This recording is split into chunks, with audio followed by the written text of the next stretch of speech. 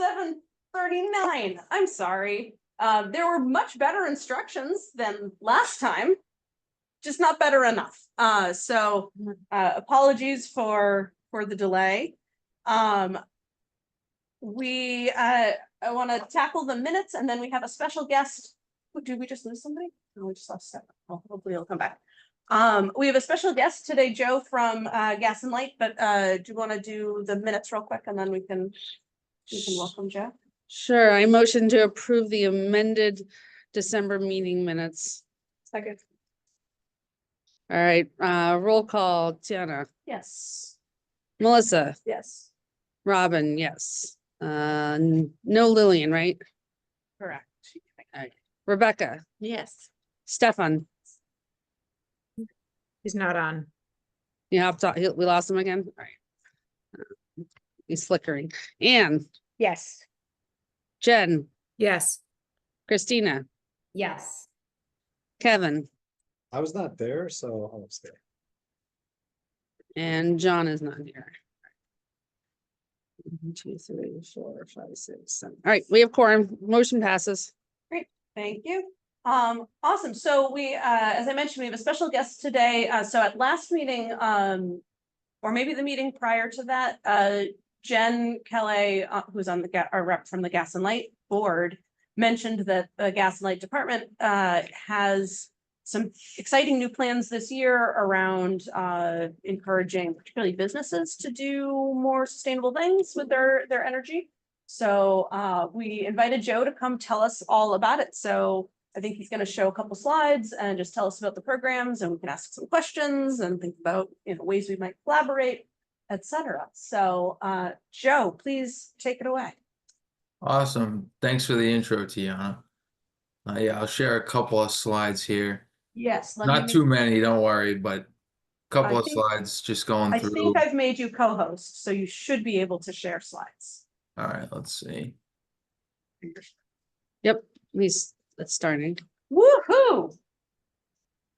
See if I can get this in presenter mode. There we go. All right. So again, thanks for having me. I'm excited to be here and talk about what the Gas and Light Department's doing as far as commercial goals and initiatives, as well as talking about potential collaboration opportunities between us and the ESC. So I'm Joe Collins, business analyst, by the way. I don't think I introduced myself, but my name is in the title screen and you introduced me. So the purpose and overview kind of this small slide deck, as well as the direction that we want to go in with our expanding our commercial programs, is we want to reduce our gas peak load. We want to electrify, we want carbon reduction. We want to expand our offerings and the impact of our offerings. We feel like we have a lot of great offerings on the residential side. We've really grown on the residential side in the last 5 years. And so we want to shift some of our focus to building up the commercial side. And I think that's kind of in line with some of the state 2050 goals, as well as the specialized stretch code that was passed, and just the general direction that we want to move in. So to start off, this has been available for a few years now. This isn't new, but I figured I would go over it.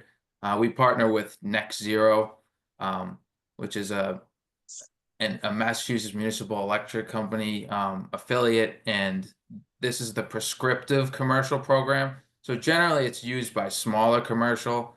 I kind of describe it as a cookie cutter type of set of programs. So it includes LED lighting, insulation, and HVAC. So part of it is you get a discounted energy audit, as well as you would be able to be eligible for rebates for lighting, insulation, and heat pumps, up to $5,000 per customer. Now, this is, like I said, generally this is for smaller commercial applications. I think we've definitely outgrown this to some degree, but we still want to offer it as it's kind of a simple solution. It's in and out. There's less back and forth, I think, with this piece of the program, and it does help some people, and I think we still want to offer it for those who are doing some smaller applications, but we definitely want to expand even further for a larger commercial or even larger applications and larger adoption by smaller commercial. So just to go over another program that's been out for a few years now, it's similar on the residential side. So we offer commercial solar up to 25 kilowatts. You can put a system that's larger than that, but you need our approval for doing so. The approved projects will get 80 cents per watt, and they'll be eligible for 85% buyback on any energy that the solar is producing for which the customer does not use. So we'll give you a bill credit similar to on the residential side for those who may be familiar. It's very similar to the structure of the residential side. The solar projects must be pre-approved by WMGLD to be eligible for the rebate funds. There's certain steps along the way that you have to follow, same as the residential, that you have to provide a shade analysis and a few other things as well before you kind of go through with it. But it's got to be pre-approved. You have to go through the steps, make sure that everything is in accordance with what we need, and then you would get a rebate in a similar window, or actually you get a check for that. This is an incentive, not a bill credit, because of the nature of how large the rebate would be. Similar to the residential side, they get a check as well. And Because Joe, how many businesses have been doing this? Like, are there businesses that have done this program? yeah, so I would say there's a handful that have. I mean, if you count the residential and the commercial, we have, I think, over 125 that have gone through the program. On the strictly commercial side, it's like a handful. I think it's under 10, but I think that's definitely, and I think that's kind of the interesting piece there is we've really flushed out the residential side, and now I think those are nice and set up, and we've had a lot of boom on the residential side, so we're shifting some of the focus to the commercial side because there's a lot of impact that we can have on the commercial side. Definitely a lot of roofs, whether it's municipal buildings, large commercial buildings and things like that. And later on I'll get into kind of we're trying to do a more case by case approach, because then we can see the benefits to the customer, we can see the benefits to the gas and light department in the town. So it's trying to find that happy medium of offering the right incentive, as well as getting people to adopt green energy. I think it's that kind of combo that we're excited to try to pursue a little bit more, especially on the commercial side. So the custom commercial program, I think at the beginning, the big focus is to target some of our largest gas customers first, to try to get them to shift to heat pumps. So we're looking to not only reduce gas as a whole, but we're looking specifically to reduce the gas peak. So in the winter time, when it's the coldest days of the year, that puts a lot of stress on our system. We have to go out to market to buy some of the gas, and it's very expensive to go out and purchase that extra little piece of gas at the market price. So lowering the peak gas is a huge benefit, both on the carbon emission side and financially. So as I mentioned before, we kind of want to look at it as not a case by case basis, not a one size fits all. So we have our list of our top 50 gas users, and I think that we want to game plan. All right, which ones do we want to maybe take a look at first, and then reach out to them to see what their interest is. And I think the first step, similar to, I don't know if everyone's familiar with, over the summer, we did a couple of more detailed energy audits of the Woodville and Dolbear schools. So I think that was for green communities to kind of set up for that and figuring out what steps we want to take as a town moving forward as far as energy efficiency in our schools area. So I think it's a similar approach for the large commercial or even small commercial that are looking to do extensive work. Is we reach out to them, we try to set them up with an energy audit. So we would use the same company that we use regularly. Usually we go through the Next Zero program on the prescriptive and then the residential side, but we have fostered a relationship kind of separate from those programs to reach out to them directly. And to use them to try to set up some of these commercial audits. So we have that set up, and I think as we we're into 2025 now, but as we kind of move through 2025, I think we're planning to start reaching out to some of those large gas customers first and seeing what their interest is and trying to see what works as far as getting them off the gas or reducing gas usage. Maybe it's a smaller application, maybe it's heat pumps, in some zones, and there's all different combos, and I think that's kind of what we're looking at is trying to figure out what will match up and what we would offer as a rebate too, because we want to make sure that it's doing the analysis on the back end saying, we have their usage, so we can see what their usage is. We can project out maybe what their usage would be if they're switching over to heat pumps. We can see what the cost savings would be for the gas system for our purchasing of gas and things like that. So it's very case by case basis and a lot of work. We're planning to do a lot of work that goes along with that to try to offer specific rebates that match the benefits for both the customer and for the gas and light department. It's open to all commercial customers. I mean, we will accept, looking at all commercial customers. I think just for us being proactively going out, we're starting with the largest gas customers. We're also looking at the largest electric customers too, and probably reach out to some of those ones as well. Specifically, I mean, for solar and things like that, it could be a huge boon as well. And some of the customers that are the largest gas are also largest electric. So those ones are those probably will be like the first priority, I think, because they kind of hit both of those areas. So the energy audits will address specific action items, and so they can decide, oh, you know what, we're interested in these 3 items. There'll be some things that are low hanging fruit, and there'll be other things that are a full scale project. And so that's kind of the menu of items there. That's kind of the direction we're looking at going, I think, on the commercial side. So Joe, for the top 50, can you kind of categorize what types of buildings there are? So you mentioned municipal and the efforts at the school, but are the other ones businesses? Are they multifamily houses? What kind of client are they?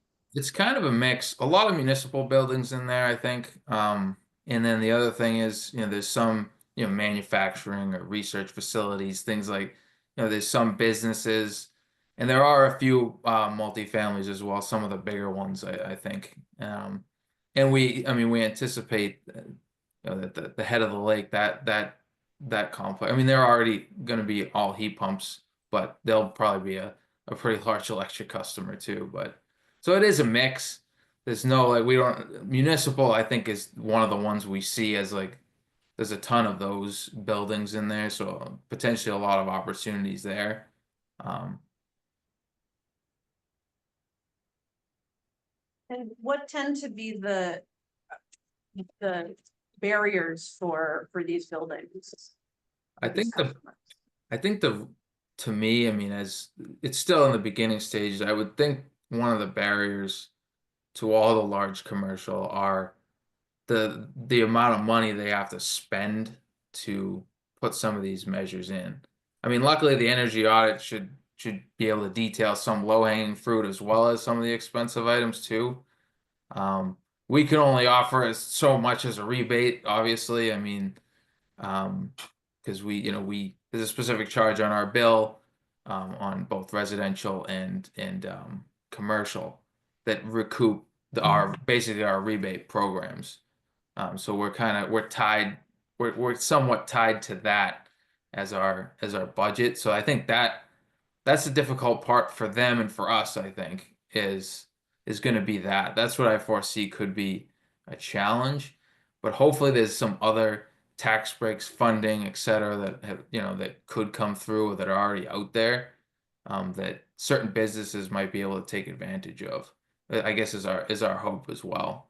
But again, wonder- go ahead. I was just gonna wonder, are there any like loans or other financing programs available? I'm sure there are on the household and the residential side, but for businesses, I wonder, could any of the banks in town be talked into, offering good financing for these sorts of improvements or things like that? Yeah, that's definitely a great idea. I'm not entirely sure if they already do, but it might be something where it might be a big opportunity to see if that's something. Because like you said, I think on the residential side, I think there's definitely some of those types of things, and I know there's some tax breaks as well. So my guess would be on the commercial side, there's some tax breaks, but I don't know about like special financing and things like that.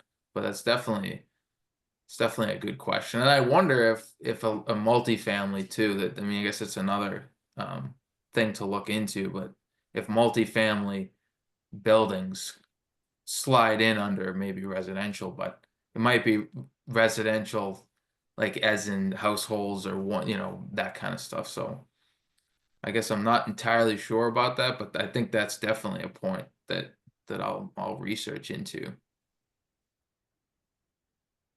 And it could be something like with multifamily houses, it would be. I guess it would depend on if there's only one owner, if there's multiple owners, but they could all, go in on it, together and share the benefits. Yeah, I could see that. So yeah, that's the exciting direction we're going with the commercial programs.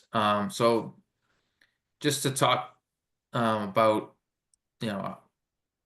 our programs as far as our potential, our collaboration with you guys. I think we've done some good things together with the EV showcase a couple of years, which has been pretty cool to have that.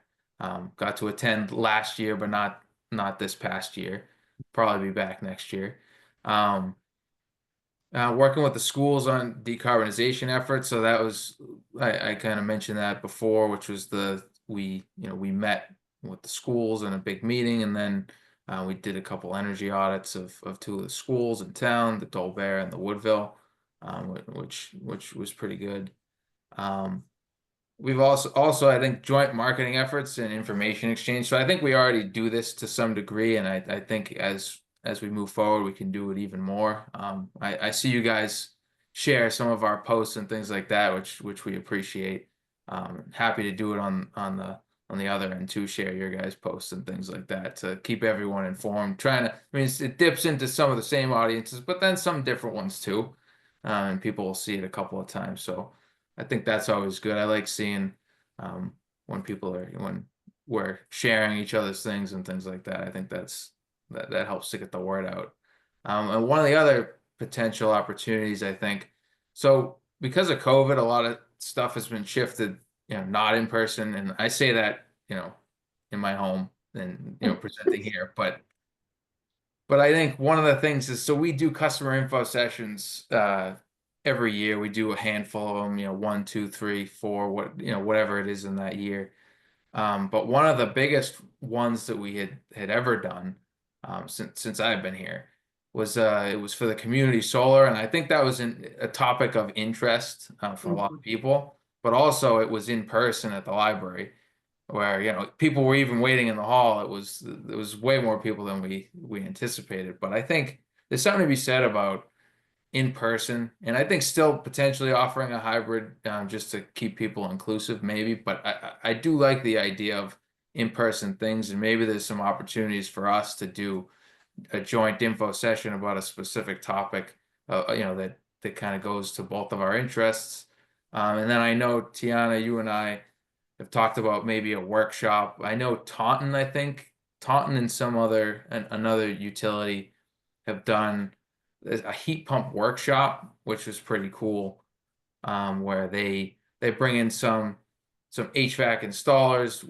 We bring in Abode, our free heat pump consultant for our customers, and then we bring in some customers, and we have like an event, 2 to 3 hours or what have you.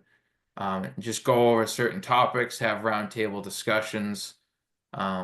It was pretty Wait, success. It was Didn't the utility do that before? I mean, maybe it was on Zoom, but I'm pretty sure they did that. Yeah, we may have even done that. I don't know if it was in person or in Zoom. Might have been, could have even been before I was here, but yeah, it's definitely something I think would be interesting. And maybe there's other topics.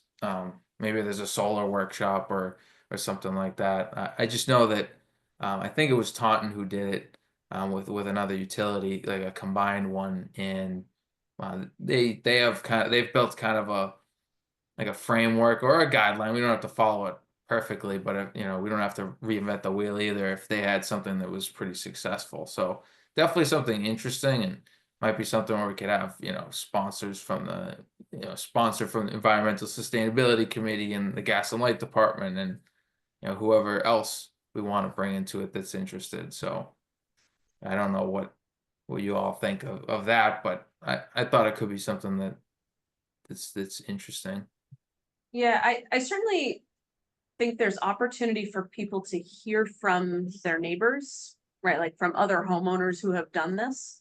I think that's often missing in the sort of info session style talks of like, here is how the rebate works.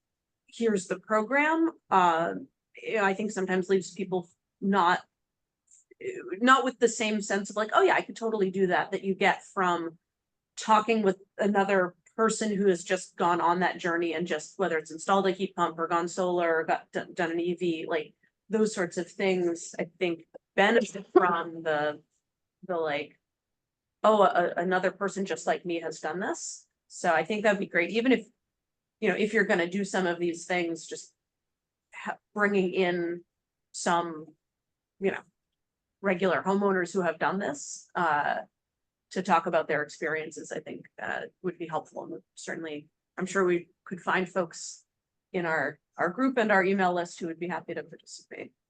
Yeah, I think that'd be great. Yeah, similar to EV Showcase is a perfect example of how that could be successful. Is you have people who have EVs or are thinking about getting EVs, know nothing about EVs, and it's interesting. They ask certain questions, and you get to kind of walk them through.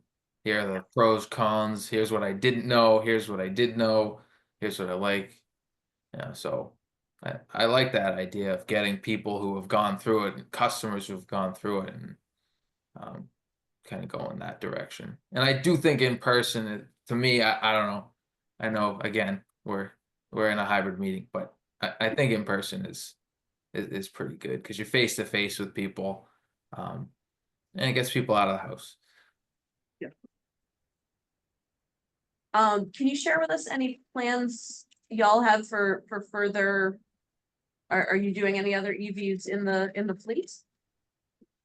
I think so. I think a hybrid bucket truck is one of the next things on the menu. And or a hybrid dump truck. We already have a hybrid bucket, and we may be getting another one too. I'm trying to think. I can send you more information on that you can circulate. I think so. Sarah, who's our facilities dispatch manager, she presented, I think maybe 2 meetings ago at the for our gas and light department board of commissioners meeting. And she actually she spent a couple slides talking about what new fleet EVs are on the horizon.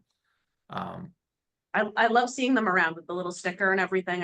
When I see the hybrid trouble truck or the van go by, the lightning, I'm like, oh, that's an EV, that's gas and lights EV, so. Yep. Yeah, it's cool. It's cool to see it in there. And I know the head of the lake chargers, they get used like crazy amounts. Like those are people are over there every time I drive by, or if I'm walking the lake. Not recently because it's been really cold, but I always see cars charging there, and then we have that data too, if that's anything people are ever interested in seeing as far as the actual usage. It's kind of, I mean, I was kind of astounded by the usage because we have some in town, and those get used a pretty fair amount, but the ones at the head of the lake is a different story. I feel like it's a really good location, I think, for usage. Well, I would say anytime you have cool data or tips or any of that stuff that you want to share, that's fun stuff to share on our social of like, did you know these chargers get used X amount or by this many vehicles? People, I think, some of that is more interesting when it's our local town data than it's sort of generic stuff. So any of that, let us know. But then also to the committee members, if you're doing any sort of initiatives and want stats about anything on the EV side or gas and electricity usage, Joe and his team are great for mining stats. So we can often find good info from them. Joe, have you guys looked into street level EV charging? Not much more than like an article or two, I think. Are you saying like I've seen some, and I forget what town that's adjacent to us does it. Melrose. Yeah. All right, yeah. So I think the ones that are up on the poles, right?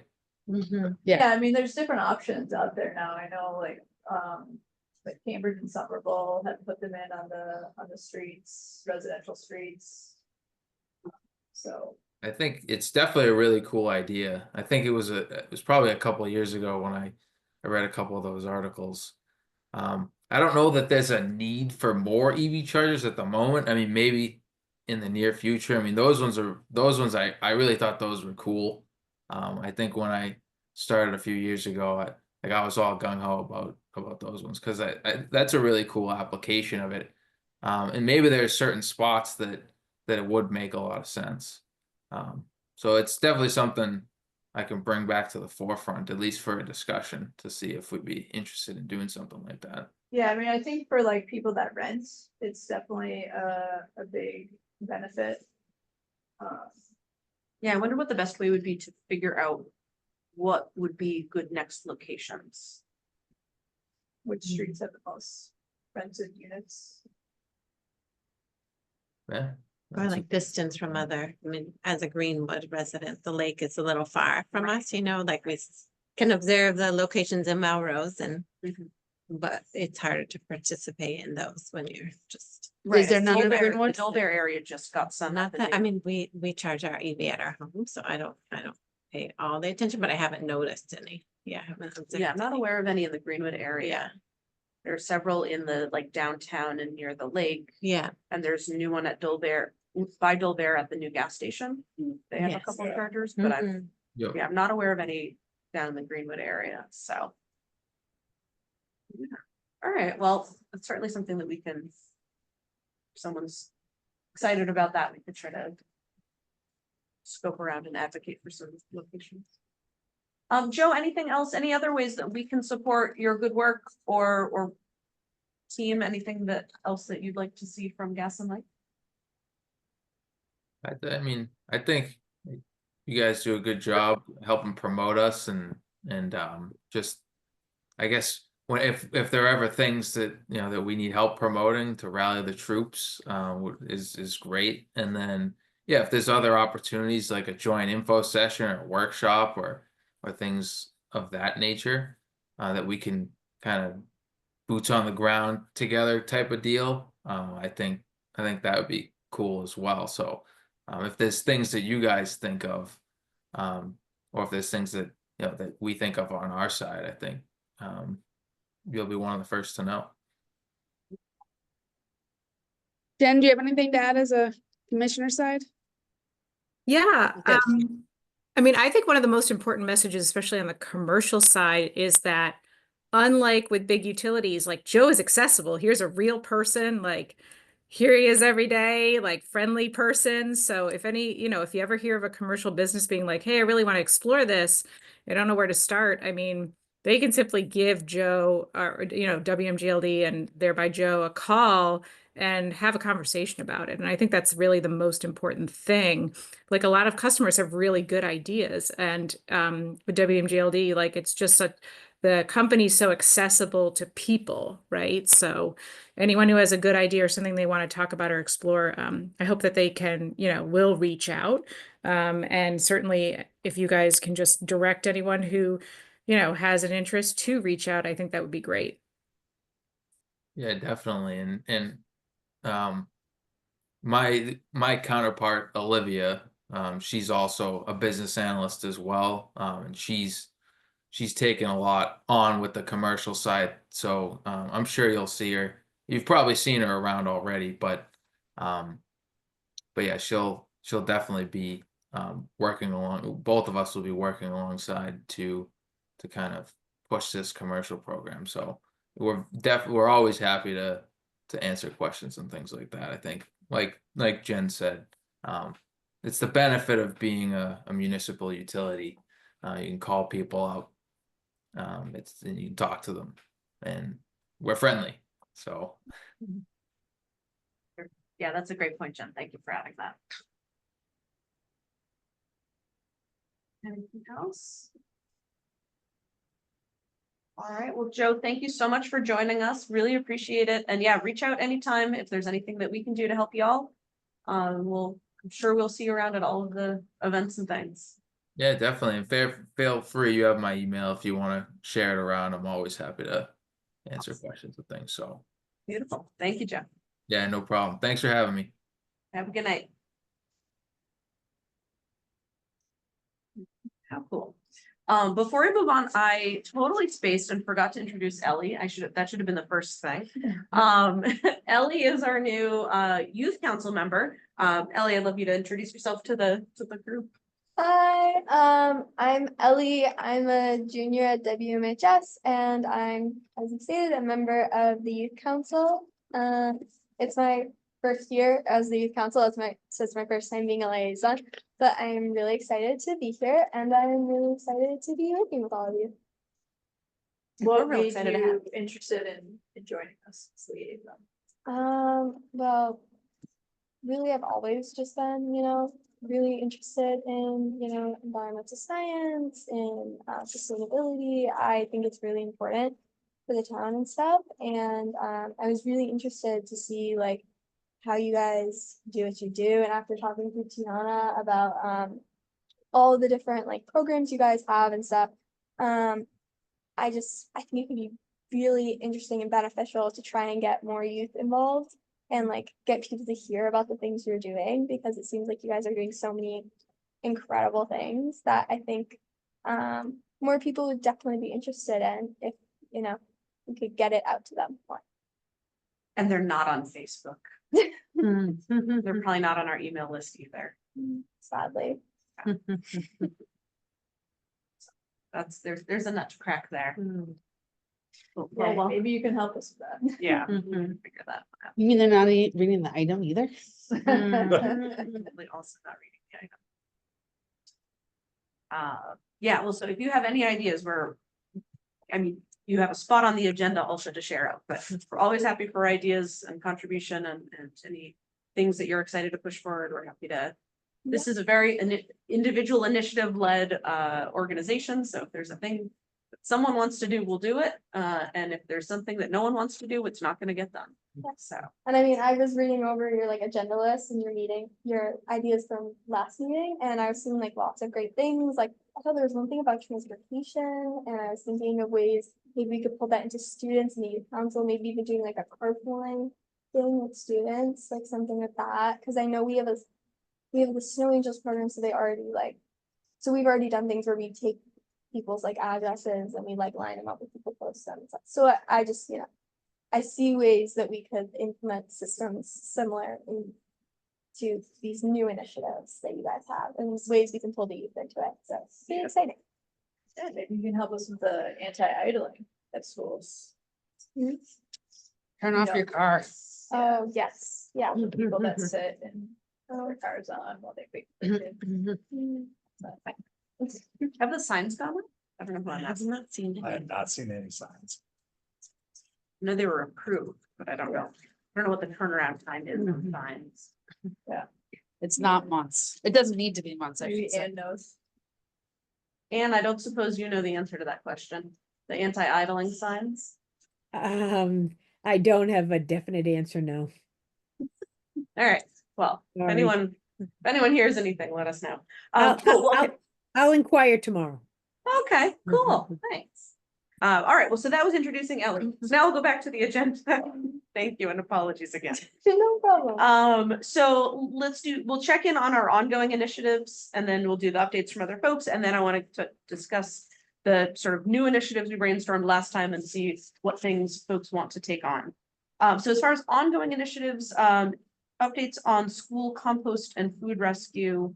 I guess I can share that. So we've started up food rescue, but not compost at the Dole Bear, just as of the return from winter break. So a few of us were restarted. Yes, it had been last year, but then not this fall semester. So it is restarted at the Dole Bear. So a few of us were there during lunches over the past week or so. It seems to be up and running. They get it. I mean, they'd all done it in the past prior to this fall. So that now gets us to, again, all 4 elementary schools doing food rescue, which is great.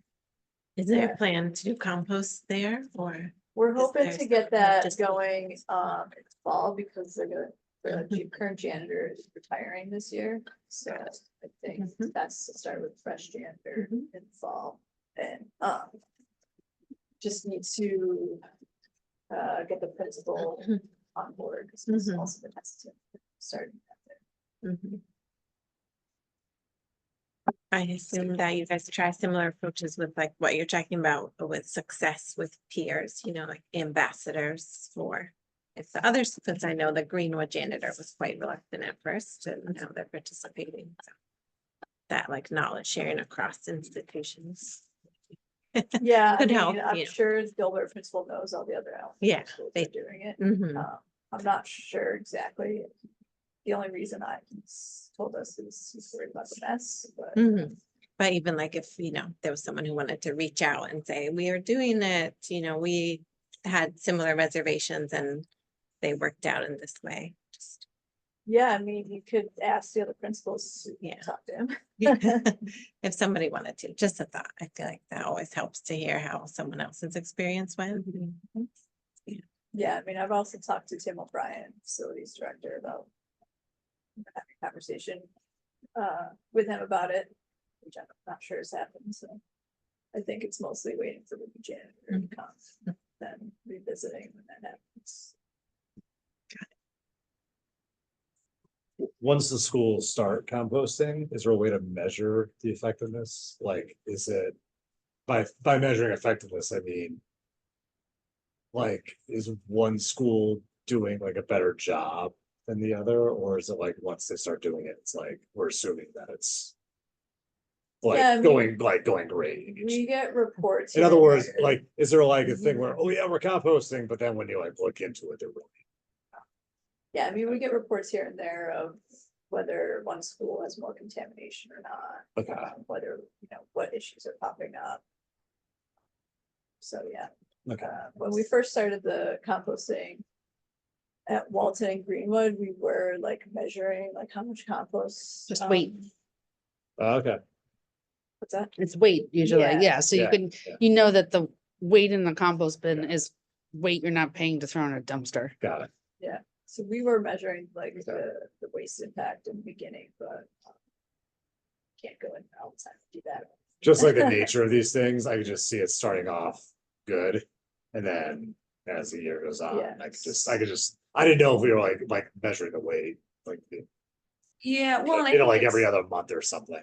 I think it has a lot to do with who is what staff is Yeah. in the room. So like Woodville started this time last year, and we sort of started up again in the fall. Yeah. With a couple of volunteers through the senior tax program, or workers through the tax program. I guess they're not volunteers, they're getting a tax benefit from it.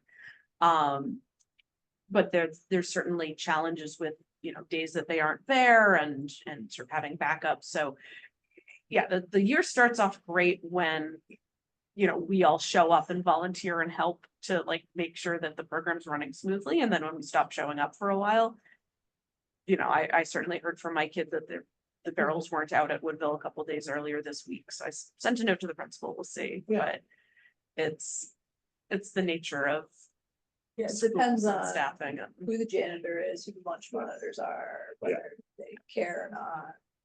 Yeah, So, of course. The kids get it generally. Yeah. like, Once they start, they get it. Were we doing any, Nathaniel had some ideas at the high school, do you know? yeah, I actually recently touched base with him, and I emailed faculty advisor for the recycling club. If you're part of that.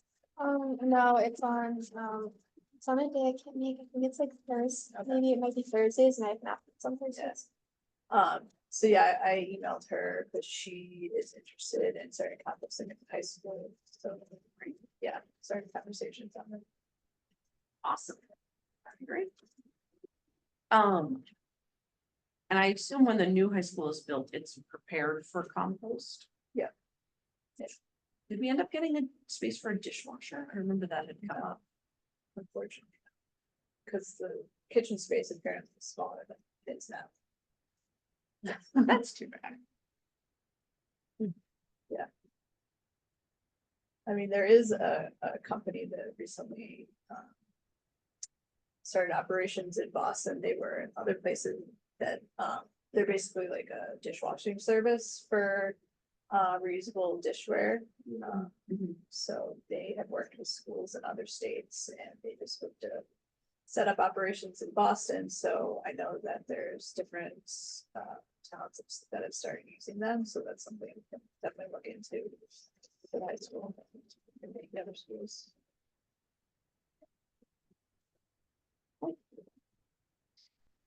Were there any other ongoing waste reduction things that anyone wanted to share about?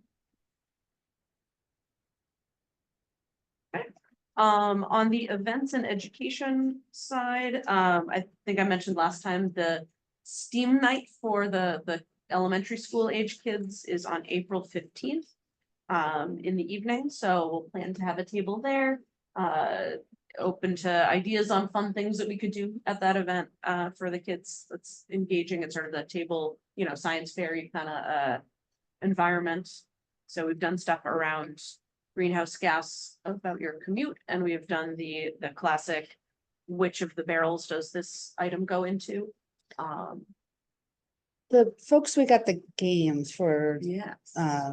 Town Day, do they have any ones that are more elementary focused?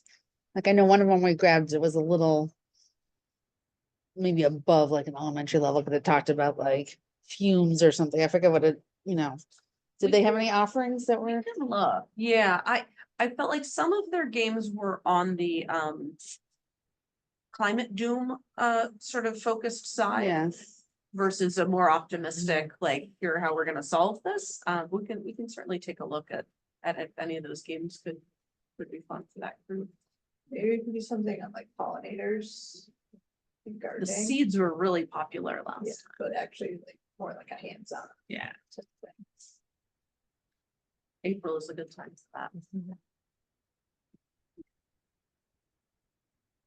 Well, we got a little bit of time to think about that one. Also on the event side, so I saw Rep. Kate Lipper-Garabedian today. This is not widely published yet because the town council still needs to approve it, but from her recycling day last year, the green team junk removal gave us a donation to the ESC of $500. So I saw Rep. Lipper-Garabedian and the green team junk removal folks today for them, handing us a check, which again, the town council then needs to, bless and approve. But she mentioned that the next recycling and sustainability day for Wakefield, there's one in Melrose, the one for Wakefield will be on Saturday, June 14th. So pencil that into your calendars. It's later than, it's similar timing to what we ended up with last year after the April one was stormed out. And that's our hand raised. Yes, Anne. I believe, on the 7th, the Saturday before is Festival at the Lake. So I think that's why it got pushed to the 14th. Got it. Cool.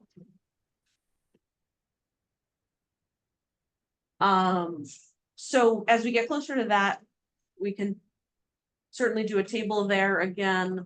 Often a few other relevant vendors come to that one.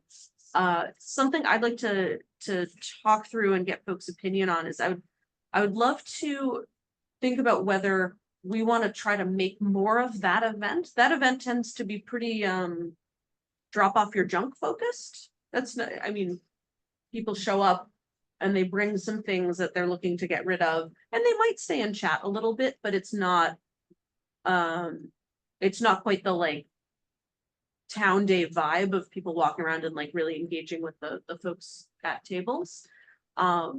So I'd love to think about whether we either want to do something to make that more of an engaging, like have more vendors, have more tables and like activities kind of thing, or if we want to do some separate, maybe earlier in the spring event that draws more people to talk about sustainability things. Yeah, we do like an Earth Day event. Like with more of the other collaborators that have some relevance to sustainability. We had talked to last time about, Friends of Lake Quantapowhat and other groups of the Safe Streets, like other groups that have some relevance. Like, would we do a fun day event? And I think then the question is, do we tack that onto this event or do we do it separate? I I don't think know. doing it separate, be a good idea, because I don't think anything is like been done like that here. I mean, I know it's been done in other cities and towns, but not really here, so. It's a good, I mean. You should try it, see how it goes, and And the Friends of the Lake does the cleanup, right? Is that who does it twice a year? Like through the Galvin, I know the kids are encouraged for extra. That's Warrior different. cleanup. That's the Wakefield Warrior cleanup thing. There's both. Like Two different like, events, I think. Friends of or Lake twice Quantapowhat a might year. also do a. yeah. cleanup. Yeah. there's one- It seems like that could be part of what happens. If there's because my kids have done it and they go to a table, they get a bag, they go home, and it's a little bit anticlimactic. Like if there were That's other, a good point, right, you there's know, like a. other things going activity on, it going could on. be a Yeah. we could That's more of an partner with event, which Becky I'm sure like to do something. high school kids Right. would have good ideas about that too. Yes. Yeah. It's a good idea. Like making it at a time when people are already thinking about sustainability related stuff, like cleaning. Yeah. up litter. I like it. Oh, and then last thing on sort of education, this is a stretch of word education perhaps. But last time I promised some stats from our social media activity. Calendar year 2024, we posted 346 posts, which is kind of bonkers, and I was really surprised by that number. We got over 500 clicks on links and 2,500 interactions. I wish there was a way to like subtract the two of you, because I know like, you're probably half of those, but which I appreciate very much that you. We can stop. No, because then people will never see our posts. And we got 106 new followers. What I don't know is how many followers we lost. So I don't know if that's like that's not net, that's just new ones. Those are the things that were easy to find in the Facebook stats mabobber. So anyway, we did some stuff, people interacted with it, probably keep doing similar into the future until someone comes up with a better way to connect with folks. As always, if you come across interesting articles, interesting stats, cool sustainability things around town, tips and tricks, like any of that stuff, send it my way, toss it to me in an email or a text or a whatever, and I'll share it. Sometimes I get really low on ammunition to post, so always It's like every day, right? I try to post at least a couple times a week because I was told that that's what keeps us at the top of people's algorithms or whatever. I mean, So it seems like you post it. sometimes I get in a good roll and like tee up a bunch of them, and then sometimes I Maybe reduce that so you have more content to spread across. I try, well, some of it is like I share something that someone else posted, or Yeah. it's timely. Yeah. So I try to post timely things when I have it. When I don't have anything timely, then I post something like, did you know you can get a rebate through gas and light department? Right, but like this week, Black Earth did something, so Right. you posted I that, so shared like that that was, back, you know, you yeah. wouldn't have planned it, cause you Yeah. didn't, you know, Right, they were right. gonna share the Yeah. fun statistic of whatever it was, how much waste. 17,000 tons of waste out of the waste stream through Black Earth compost. It's a lot. Yeah. Somewhere on our page, we could figure out how much of that was Wakefield. I don't have that off the top of my head. Oh, and go I to have- your account. Yes, yeah, in your account, you can see how much your town. Oh, Robin's gonna find it. All right, so those were the ongoing initiatives. Updates from other folks. Kevin, anything interesting from school committee? No, we haven't really been doing anything. Like about anything environmentally focused, starting budget season. And, but I'll definitely, I just searched by emails for idling communication that I made, but yeah. Let me repeat that, because I did send the messaging out to PTOs and stuff, but yeah, those sites haven't got them, so and that was a long time ago, so I'll do that. And then I could talk to TJ about composting. He's the principal that told there, but you're probably right. It's probably the staff issue. I'll Well, I definitely mean, that work on the was, side. that was Tim's concern. I know that TJ has just said, like, he's concerned about the mess, so that's his concern, but. Yeah. I think, combination of getting a new janitor in and then just kind of convincing him that it's not well, as we said, in the other schools, talking to the principals. Yeah. I think in the fall is probably what we're gonna shoot for. But if you, I mean, feel free, the more people that talk to him, the better about it, so then he knows, like, lots of people are Yeah, wanting that to happen. all right. We'll do that, but for the no idling signs, I can I'll message that out to the superintendent. Principals. Because the signs existed before, right? So they exist, are they? They may have after had, schools? they may have had to reprint them, because there was discussion of the language on the That's signs. true. That, Really? that- yes, that was discussed, That's on council. yes. So I don't know if. We they- haven't discussed it. Like we No. we just talked about it. We didn't, like, I know the town council did. The council determined that they had final say of the language, if I remember correctly, so. So maybe I have to talk about that.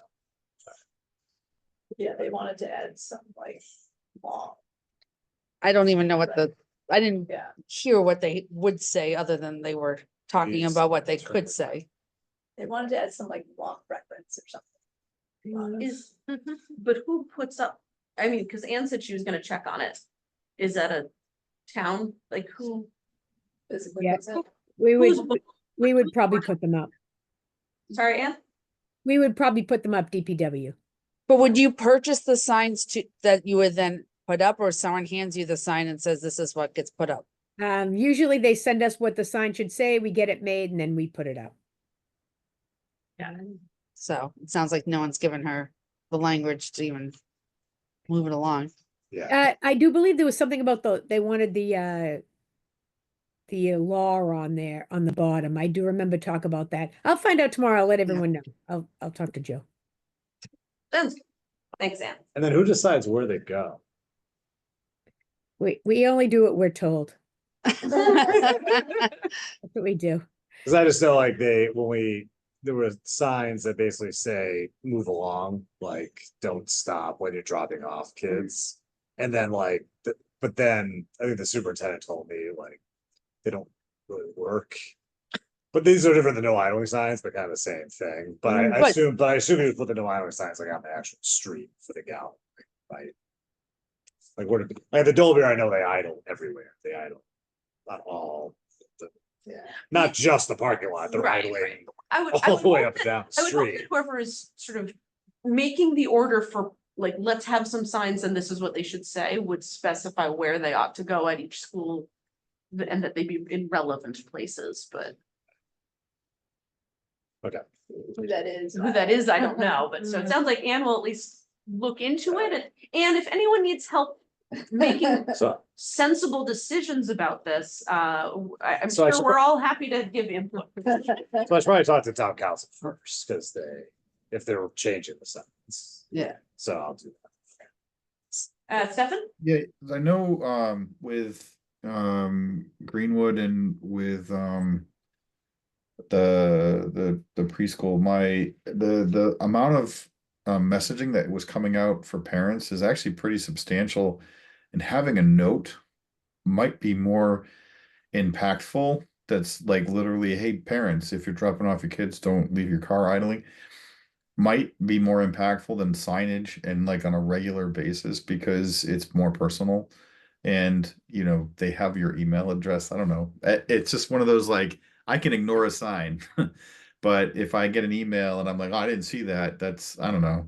It feels like maybe the messaging it's not about the signage, it's about the contact a little more. I don't know, just a thought. Yeah, it'd be great for that message to come out from the schools, not just on signs. Where exactly are you planning on putting these signs, like out? It's not That's- us, but that's what we're wondering what the town has decided. We don't know. Yes, because I know What exists though is that there is a law in Massachusetts that says you're not supposed to idle and you're not supposed to idle, actually. Period. Five, Over five 5 minutes. except for in particular circumstances. Right. So the notion was we should tell people about that Yeah. law that no one is following, particularly around the schools, but it's a town council decision where signs go and what they say. And at the Doyle, I just remember, so like when you would drive up, they didn't really do anything about, like, nobody would say anything about idling, but if you were actually actively dropping off, they had you turn on, like they'd make you turn off your car, because now all the kids are walking directly through it. But if like the line got backed up, they didn't, nobody turned their cars off. So again, it's back to the signage doesn't do a lot, but actively engaging with people and asking them to not idle does work. I would also think that the dead of winter is not the right time to start this fight, because people will have a cow about it. Whereas like when the weather starts to be nice and you might actually have your windows open and not the heat blasting nor the AC blasting, is probably like, if we're gonna do a public messaging campaign, April then. that would be a thing to do in April, not in January. Yeah, it's like the argument of, well, my kid will freeze or I will freeze if I Yes. don't idle right this moment is a reasonable one this week when it is 16 degrees. I drop off my kids in my shorts still, and it doesn't matter. I'm not sure you're a good, Right.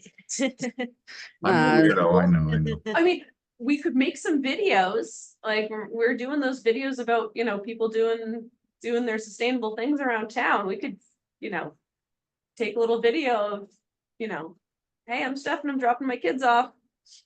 I turned my car off. I'm not too cold. Look at me, I'm wearing shorts. Like we can do some more public messaging, that kind of stuff.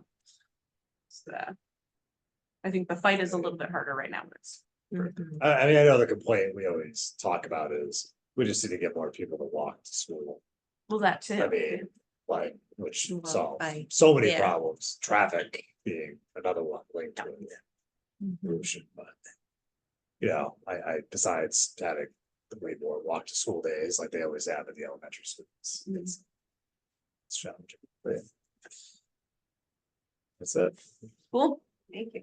Ellie, Hold on, anything? Oh, Stefan, can you sorry. put your hand down if you're done? Thank you. Thank you. Ellie, anything interesting from the youth council? I actually haven't had a meeting with youth council since I last talked with you, so, nothing in particular, no, I could definitely bring up to them the idling and stuff and see if there's any way we could help get that message out. Kids telling their parents to stop Mhm. idling is probably telling their more parents to effective. stop idling, telling kids not to idle in the morning, because Right. Do they? Because were Yeah. driving. some of them, I'm yeah. sure, Really? yeah. Well, Or I just it look was- through high it school was kids for park more- and go it to was school. More, back when we had less parking, because you would have to get there at like Yeah, 6:50 to get a parking and spot. people would just stay in the car. That's what I heard Yeah, too, I know people who would get up and get there at 6:30 and then take a nap because they couldn't sleep. Got it. Because they had to get up and drive to school in order to get a parking spot. But luckily we have J-Lot back, so it's less of an issue now, but we could definitely still tell people like, hey, you know, you don't have to stay in your car, you can come in, school's warm, you know? Mhm. We could definitely, we could put a bit of that messaging out there. I don't think it's as much of an issue, Yeah, definitely, because now we have better parking. It's more of an issue like last term. But we could tell them to tell their parents to stop idling. Maybe try and get something where more people are walking, or we try a carpooling thing or something like that, where we can like cut down on emissions in other ways. Yeah. So I can talk to them about it, see if they have any more ideas. yes, that'd be great. do a high school carpooling initiative. Yeah, that's what I was thinking. And then I think part of the question is like, how do you make that appealing? Yeah. Right, it's not just like do it because it's important to save the planet, like, that's not actually a draw, but like, is it a contest? Is there a, the Contest. the juniors versus the, well, I guess Prizes always it's work. different because like seniors are probably more of them are driving themselves and, Yes, yes. Well, there's And the whole, you can't and we drive want- kids under, if you're under 18, you can't drive others. yeah, so there probably is a If lack you're of. under, unless- and if you haven't had your license for 6 And they're months. not family members. There's a lot of Yeah, things yeah. now. But as long as you're sick, as long as you're like I've been able to drive people since I was like 17 and whatnot. Because as long as you've had it for 6 months, you can drive people, because that's when your pass restriction comes off. So there's definitely some juniors who can drive people like legally. And so, Well, so I guess I would say, think about what Yeah. would make it encourage, whether it's a contest Exactly. or some sort of challenge, like, can we have this many fewer trips in the month of February or? yes, yeah. Definitely some kind of challenge. There's a community aspect to it too, since we would probably want to pair people with people closer to them. Instead of just like go carpool your friends, because there's always Right, that. drive all the way across town to Like- pick up your friends. and- Mhm. Yeah, that's, Because then it's like, that's less helpful on all levels, so yeah. Yeah, trying to make this something productive and fun. It's definitely something I can bring up this idea and talk to us about. Very cool. Mhm. And any updates from the DPW? Oh, lots going on. We ended the string light collection last Friday. We collected over 1,100 pounds of string lights that went over to be recycled, which is pretty awesome.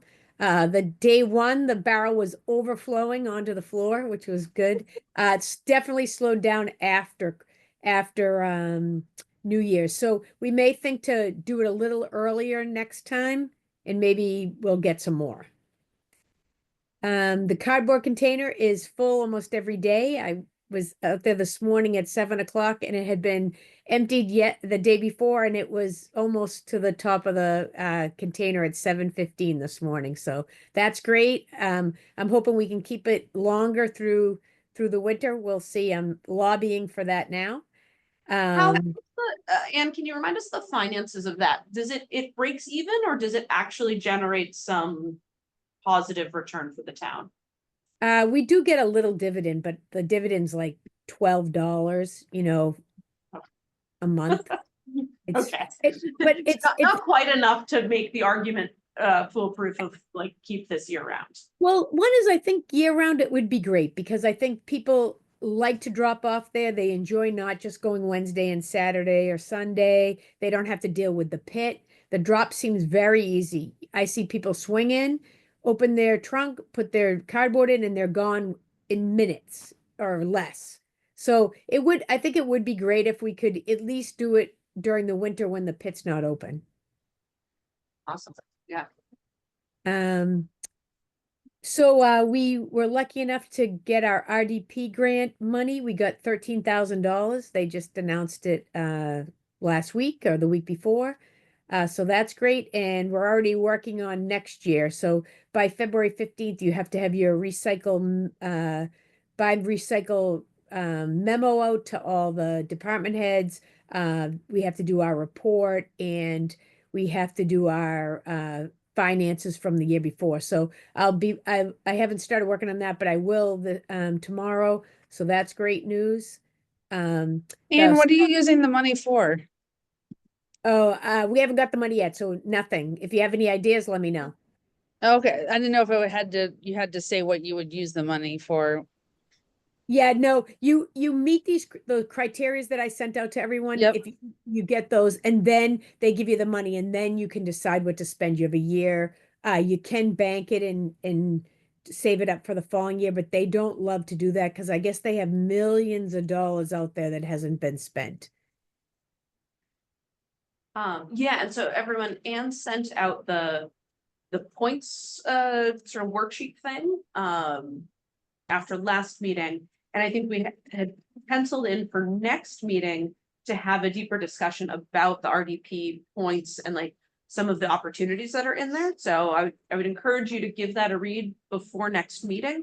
And if anything jumps out at you that you think are like especially good ideas, I think we'd love to hear, Anne, from you about sort of which of the things in there we're already doing or already have plans to do, but then if there are ones that you're considering and would like input on or would want collaboration on, I think it'd be great to see, because there are a ton of interesting options in there. Some of them are more or less relevant to Wakefield or easy to do. So it'd be great to have a discussion next meeting about what are the good ideas in that list. Yeah, and what's cool is you can spend your RDP money on some of those initiatives to get them rolling. Right. So that's good. Let's see what else. We renewed the contract for the food pantry for Black Earth, so they'll be getting a pickup every week again. The price did go up. It's $1,020 now, but I did use RDP money to pay for that, so that's good. The solar panel project for the Galvin was signed. We're working with the roof company on the warranty, and Gas and Light's been awesome. They're helping with the meter and the CT cabinet. Vinny over at Gas and Light is helping where that's going to go. Hopefully the meter will go right next to the other meters that were there and people won't even notice that there's a new meter there. What else? When does construction start on the Galvin Solar? So it takes about a month for them to get the equipment lined up and all that. I would hope that maybe we could start doing some work February vacation if the weather warms up a little bit and there's no snow. If not, I assume April vacation. Does it have to be worked on during vacation weeks? No, that's where the loudest stuff is, like where we'd make a delivery during the day and that kind of stuff. But they told me that there won't be that much noise because they're doing the racking system, so they're not penetrating the roof and there's not a lot of drilling, that kind of stuff, just basic assembly. Oh, and my last news is I may have a draft of the decarbonization roadmap tomorrow. I will let everyone know. Awesome, But yeah, I've been given a promise of tomorrow. cool. Well, then maybe we can hear some more about that next meeting as well. Absolutely. Cool, cool, cool. Next would be town council. We don't have town council liaison here. Just wanted to raise folks' awareness that town council, among other things, elections are coming up in April. So folks are pulling papers now to run for town council. So at some point, there will be opportunity to learn about the folks running. As a body, we can't promote anyone or get involved in any way. I had a conversation with Steve Mayo earlier today about like, could we field questions to the candidates? And he said, probably best if we didn't. So maybe we won't, but as individuals who care about sustainability, we are each on our own time very much empowered to ask questions, make our thoughts heard. If WCAT is doing their interviews again, we could certainly, as individuals, pose some topics to the candidates Why for. can't we have Are you another meeting? Is there a reason? I think it falls under, we're supposed to be apolitical on who we work with. It just seemed like it was probably it could go more worse than better. And just did the like, if I were you, I wouldn't. And there's probably some reasons, and I think we might just as well as individuals make individual ruckus on that one if we decide to. So as of right now, it's not even a contested election. So let's see what plays out and if we learn anything interesting about folks. So you're saying that town appointed committees cannot endorse political candidates? That's correct. We absolutely cannot do that. Yes, that I am certain. We weren't Even looking for folks that WCAT. are members of us. Right. We and we weren't looking Well, for I know you're up, right? What we had Yeah, I'm Yeah. what we had wondered was like, could we invite all of the candidates to like come to a meeting and we ask them all the same question? Yeah. Give them all 5 minutes to talk about what they think about solar, Right. whatever. But that would And give even that is like, while maybe technically okay, probably not a good idea. So, but yeah, we absolutely cannot endorse anyone as a body. Individually, have at it, endorse anyone you like. Just not through our ESC email or Facebook page. So yes, there are Yeah, elections coming. I mean, I would Be assume, aware. I mean, like a Q&A, I would assume, like for school committee, we have every PTO and like we run, that's But PTO isn't a government body. it's true. And that's the Right, distinction we are that Steve appointed is, by the town yeah. council, so I think there's a. Even if, okay, yeah. they're their I own gotcha. nonprofit thing or whatever. Anyway, but be aware that there are elections coming up and elections are very important. So. Jen, any updates from Gas and Light other than what we heard from Joe earlier? Yeah, just to let you know that our board has been discussing and will continue to discuss proposed regulation that we have become aware of that could impact our utility, which is known as a clean heat standard.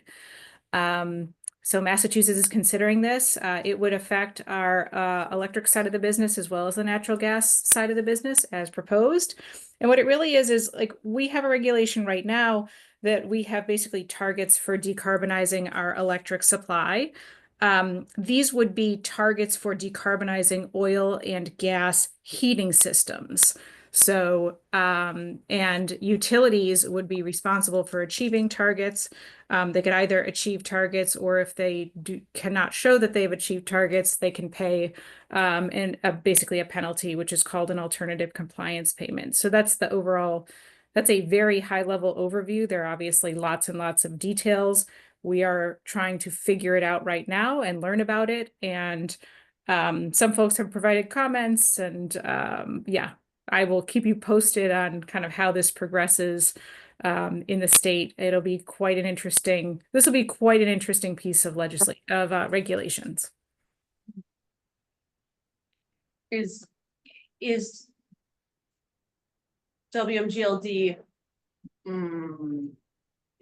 at worse exposure than other utilities in that regard, or it's like, would it apply to everyone, and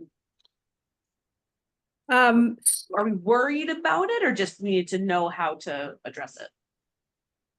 So WMGLD, some utilities are electric only, some are gas only, some are electric and gas, right? So you have very different types of utilities. I mean, the only thing I in terms of exposure, there are only 4 munis that have a gas business.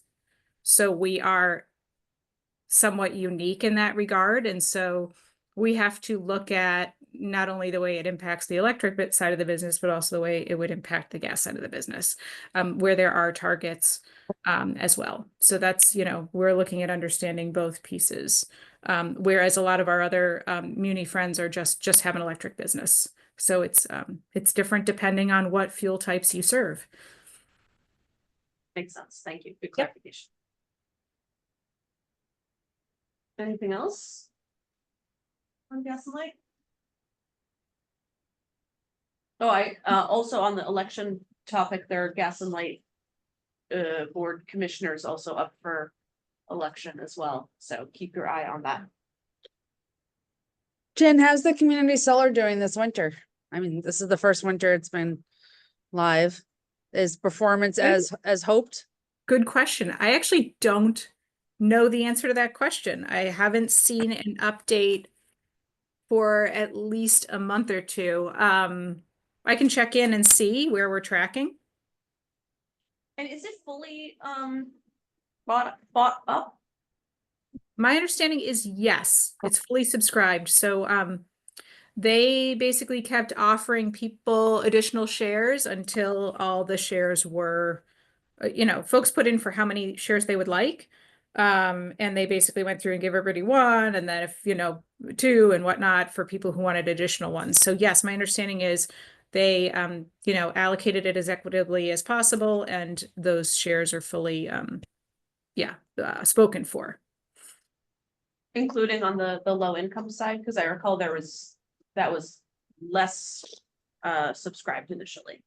Yeah, so on the low income side, yes, those shares, I believe, were actually a number of them that were not used for low income. There was extensive outreach conducted to ensure that low income had folks, could subscribe and did subscribe, but in the end, those shares were not completely, utilized by low income. So they were reallocated, I believe, some of them to non-low income customers.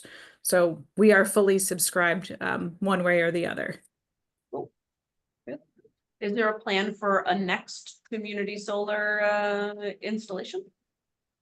There's not a plan for one, but I think we're always looking for the right opportunity. The best building is one where we don't have to buy the roof or rent the roof space, right? Because that's a lot more cost effective. But certainly, yeah, I mean, this is the type of thing where we rely a lot on the community to bring forth ideas. So if anybody, knows someone with a good building who wants to talk about having solar either for their own purpose or community solar install, please let us know. Does it have to be a roof? No, but I would say that buying land in Wakefield is not cheap. Fair. Using land in Wakefield is hard because there's not a lot of it and it's expensive.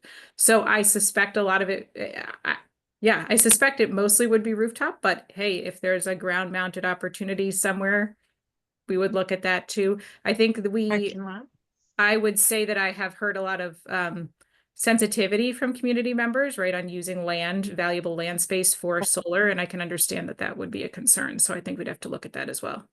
Yeah, right. Or car parking lot covers. Yep, that would be better than just using open space. Yes. But you still have to build, oftentimes part of the cost is to actually build the structure that the solar sits on. So that's a cost we'd have to look at. But yes, any and all ideas, I mean, they don't have to be fully formed. If somebody's just like, hey, I want to talk about this, right? This place, that can be just enough to get the conversation going. So. Cool. Good. It is getting a little late. I have to run. I see that, yeah, Yeah. So rather than discuss the full list of ideas that we had come up with last time, are there any of the ideas that had come up last time that someone is especially interested in starting the ball rolling on, or would like to take lead on? Any of the educational things, any of the collaborations, the next swap, rat poison, anything like that folks want to step up to do a thing. I reached out to you about the environmental justice. Kind of as a concept in general, but I think we talked at the meeting and also one-to-one about moving forward, starting with like an educational Yeah. presentation about what environmental justice is and why it's relevant in Wakefield. And so you had given me some names, and so Maureen and I are meeting in a couple weeks, and then I've started just trying to reach out to people. So that's where that is so far, but I'm happy to work with anyone else who's interested in that conversation. When you get to the point of wanting to like plan it as an actual event, if you want help with like the booking the library, promoting all of that stuff, the like nuts and bolts of having a talk happen somewhere, I'm good at that. Okay. Having done that a couple of times. Sounds good. But content on environmental justice where I got totally stuck. So thank you for running with that. Sure. I'm definitely interested in organizing swaps. And I know that Melrose has done a variety of them. They just had like a holiday swap that I went to, and there was tons of people there, tons of stuff. And there's no reason we can't participate, Wakefield folks can't participate in Melrose swaps No. and vice versa, No, right? no. We should definitely promote those more when they come up. Yeah, so definitely look into different options for that. If we're doing some sort of community sustainability event in the spring, we could certainly have a swap For at sure. that event. That'd be Yeah. a good time to do one. Yeah. Other ideas, initiatives, enthusiasms? I mean, I'm definitely interested in scooter and e-bike stations, either at the high school or elsewhere, to the extent people want to pursue that. So please keep me in the loop. Yeah, Yeah, Ellie, if that's okay. something you're working on, thinking about. I'll bring that up to my people, for sure. Talk to your people. I'll talk to my people. Awesome. Well, and Jen is good people to know on that. on Yeah. that side too. So, Nice to meet you, Jen. I'll be in touch. Are your kids in high school or middle school, Jen? Does she know them? Both. Mhm. And I don't know, I have a ninth grader and a seventh grader, so they're not, I think you're a little bit older than they are, but Who's your freshman? Graham Wilson. Don't believe I know a grandma now. Watch out, she's gonna find them. I know. I'm like, am I outing him? Yeah, but definitely, I mean, I think we talked about EV charging, right, earlier, but that's not the only form of transportation that people may want to charge in Wakefield. So there are other options we can consider too. Cool. Yeah, absolutely. And then I'm especially interested in making some sort of community event happen this spring. So I'll start rolling on that and would love ideas. Help chasing down the sorts of vendors and other folks. I'd love a brainstorm at some point. So if anyone is especially interested in helping think through that, I'd love to kick some ideas around. But I think something, in the time frame of Earth Day or one of the litter pickups, which often are right around Earth Day, it'd be fun to do some sort of big sustainability party. So cool.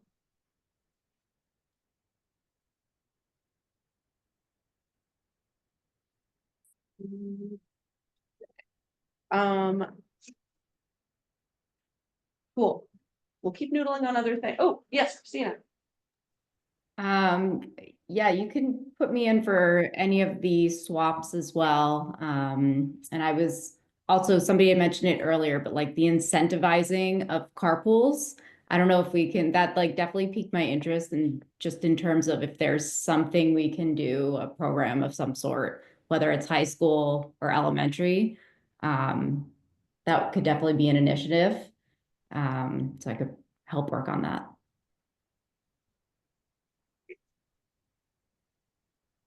Next, our next meeting would be Thursday, February 13th. Unless that date rings lots of conflict bells for folks.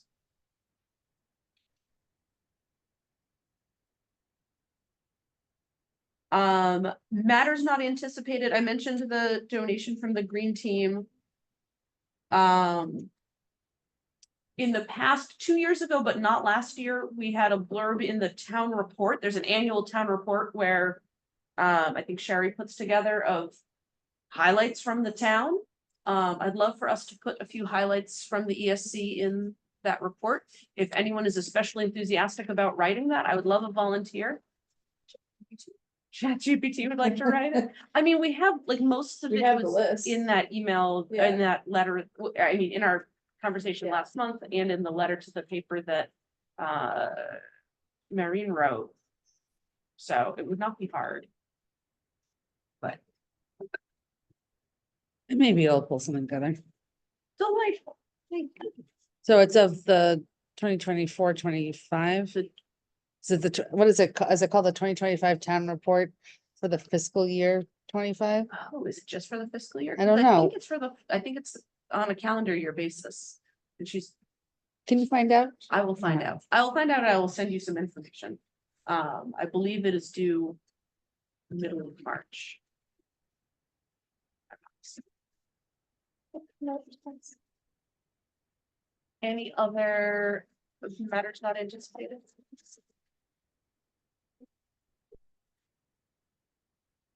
Robin, did you have a matter not Oh, anticipated? sorry. It's okay. So it's been mentioned a few times that it is an election year. It's also a committee turnover year, and I've elected to let my be a two-term person. I created a term limit for myself, so there'll be a seat available starting in May. So tell all your friends that you want to work with to apply for my seat. We have 3 seats. We have 3 seats.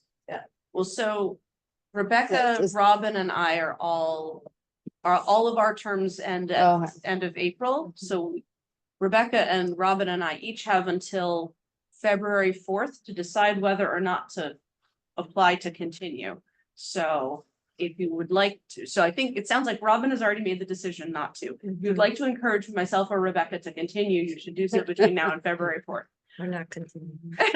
Sorry. Or not continue. Or if you'd like to encourage us to not continue, you also have until February 4th to do that. But terms end in April. So at that point, we'll have at the very least Robin's seat to fill, but someone who wants, if someone wants to fill it immediately by April, they need to apply also by February 4th. So if you know folks who are passionate about sustainability or want to get involved in stuff, tell them to apply. It's on the town website, on the boards and committees thing. Especially, I mean, so Robin has been a fantastic member of the committee for 6 years now. Mhm. And a fantastic clerk. So also consider whether any of y'all want to step up to be the clerk. She just does monumental work to do that. And I'm sure she'd be happy to tell you her tips and tricks. So we're going to need a new clerk as of May. And that sure isn't going to be me. So someone's going to have to step up to that one. Because we cannot have meetings without a clerk. Yeah, it's a requirement. It is. So think about it. If you want to find a friend who you think you can trick into both signing up and immediately becoming clerk, give it a shot. Big You have shoes an to fill. amazing friend. Yeah, I've got a really awesome friend who is really good at taking minutes. Yes, but anyway, Robin will be, we won't say goodbye to you yet. We've got a few more meetings, but thank you for all you have done for. Thank you for your service. Yes, thank you. Any other unanticipated matters? All right, then I will adjourn us, or I'll suggest that we adjourn. Motion to adjourn. Thank you, Melissa. Does anyone, I'll second. thank you. Oh, hold on, give me a second. Yeah. Roll call, Tiana, Yes. Melissa, Yes. Robin, yes, Lillian. Not here. Okay. All right. Rebecca, Yes. Stefan, Yes. Anne, Yes. Jen, Yes. Christina didn't join. Christina. Oh, yeah, you were here. Yep. Yes. Okay. Kevin left and John left. Motion passes. All right, we're adjourned. Thank you all very much. Stay warm, have a wonderful evening. We will see you in February.